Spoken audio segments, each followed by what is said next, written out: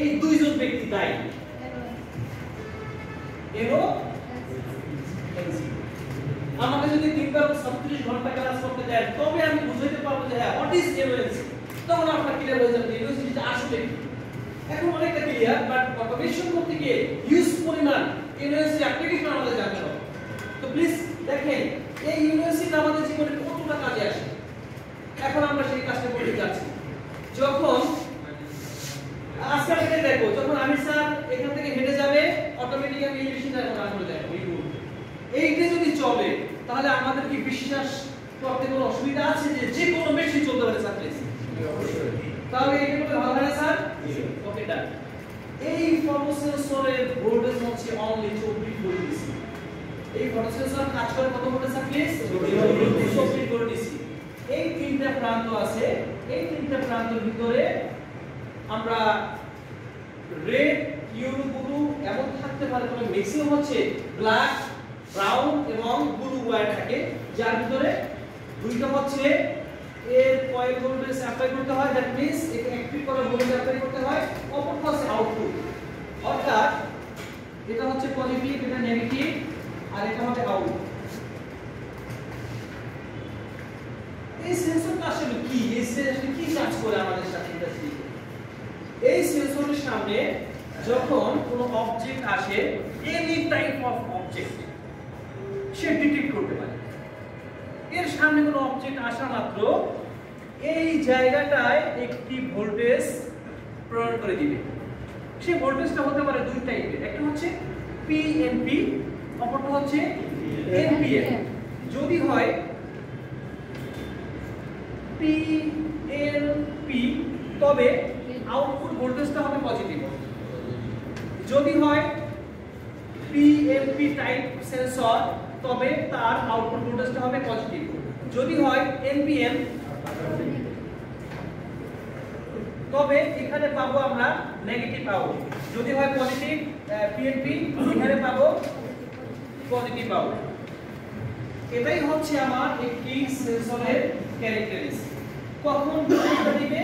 যখন এই সেন্সরের রেঞ্জের ভিতর কোনো অবজেক্ট আসবে, সেটা যে কোনো অবজেক্ট, আমি হতে পারি, আমি স্যার হতে পারি, যে কোনো কিছু আসতে পারে, একটা বোতল আসতে পারে, একটা ব্যাটারি আসতে পারে। ব্যাটারি যে লিকুইড যে ফিলিং হচ্ছে, এই যে সেনসিটিভ যে কাজগুলো হচ্ছে আমাদের এখানে, আমরা ইলেকট্রোলাইট যে ফিলিং করি, আমি রবি মোহাম্মদের ক্লাসটা শুরু দেখেছি যে electrolyte, distil water and sulphuric acid যখন এটাকে মিক্সিং করে এই যে আমাদের ব্যাটারি সেলের ভিতরে ইন করা হয় অটোমেটিক, তখন এইরকম সেন্সরের সামনে ব্যাটারিটা আসে।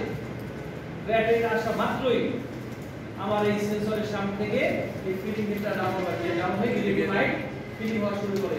এই যে কাজটা করলো, এটার জন্য আমার যখনই এই সেন্সরের সামনে কোনো অবজেক্ট আসে, জাস্ট এখানে সে পজিটিভ অর নেগেটিভ ভোল্টেজটা দিয়ে দেয়, ডিপেন্ড আমরা কোন সেন্সরটা ব্যবহার করতেছি। তো আমরা এই মুহূর্তে যে সেন্সরটা আমার হাতে যেটা আছে, এটা হচ্ছে পিএনপি টাইপ সেন্সর। আমার হাতে যেটা আছে এরকম, জাস্ট এখানে লেখা থাকবে এনপিএন অর পিএনপি। তো আমার হাতে পিএনপি সেন্সরটা আছে। প্লিজ এখান থেকে আমি কত ভোল্টেজ পাচ্ছি স্যার? পজিটিভ না নেগেটিভ? কখন পাবো? হ্যাঁ, ভোল্টেজটা পাবো কখন? যখন সামনে এই সেন্সরের সামনে কোনো অবজেক্ট আসবে। Thank you very much. এইটুকু শুধু আমরা মনে রাখবেন।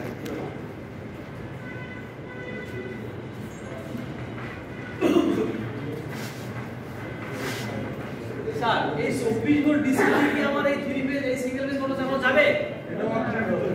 এটার কয়েল ভোল্টেজ আছে 220 ভোল্ট। এই মোটর কি এখন আমি 24 ভোল্ট ডিসিতে চালাতে পারবো?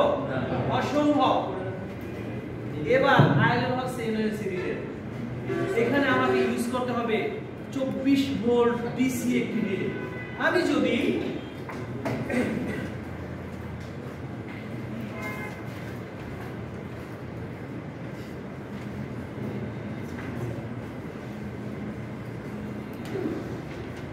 A1 A2 নেগেটিভ এবং positive 24 volt DC positive negative. Sir এই মুহূর্তে এই সেন্সরের সামনে যদি কোনো অবজেক্ট আসে, তবে কি স্যার নিজে অ্যাক্টিভ হবে? হবে একটু মানে আসলে একটু ক্রিটিক্যাল তো যদি আমি ফটোসেন্সরের সামনে কোনো অবজেক্ট দেই তবে কি 24 ভোল্ট ডিসি রিলেট অ্যাক্টিভ হবে স্যার? হ্যাঁ স্যার কিছু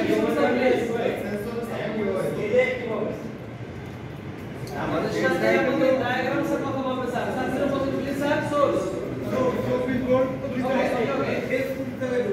আচ্ছা স্যার প্লিজ এখানে পজিটিভ লিপিসি মানে পজিটিভ প্রেজেন্ট এখানে নেগেটিভ লিপিসি মানে negative present yes or no এই জায়গাটার কথা কিন্তু আমি এক্সপ্লেইন করেছি ওই পজিটিভ প্রেজেন্ট যখন এখানে আমার অবজেক্ট আসবে yes or no okay sir object present এখন রিলেটিভ স্যার অ্যাক্টিভ আছে এই কথার সাথে যারা একমত তারা অবশ্যই ভালো বুঝতে পারবে একমত স্যার প্লিজ বলবেন